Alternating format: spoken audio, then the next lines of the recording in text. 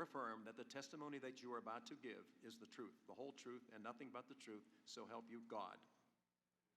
Let the record show that all the witnesses answered in... There's about 7 different ways the Secret Service could have secured that building. A 10-year-old looking at that satellite image could have seen that the greatest threat posed to the president that day outside the security perimeter was the AGR building and that roof.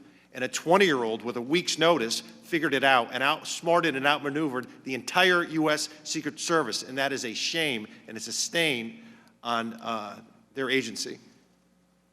And the best way to prevent these from happening is you don't react to them, you prevent them in the first place. Secret Service had some technical issues with the drone. That's my understanding from public knowledge.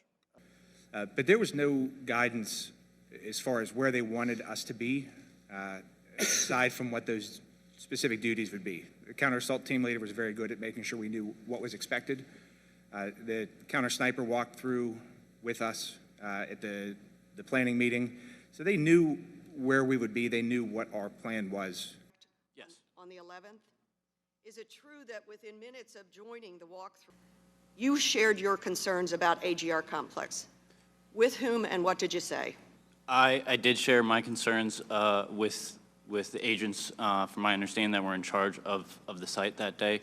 I explained to them that the snipers inside that building were overwatching the venue itself, and that the whole area, specifically the whole area leading up from the water tower, we had no vantage point from.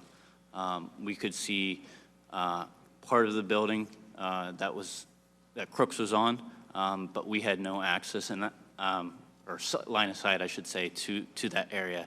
And I asked the Secret Service members that we do not have the additional manpower to post anybody there, and I requested additional people to be posted there so there would be no access to those grounds.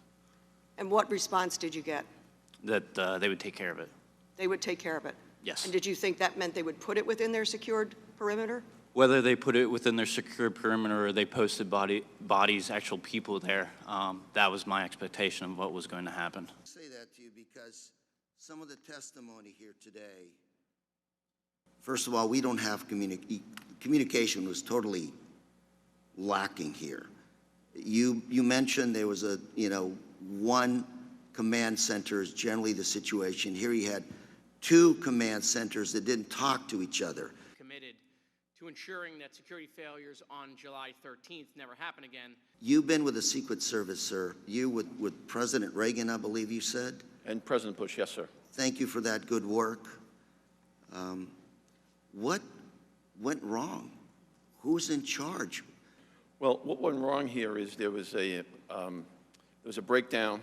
Did that person in charge also review all of the communication and say, this is not working? Yes, that was the lead agent's responsibility. The lead agent... And so there was a failure there by the lead agent?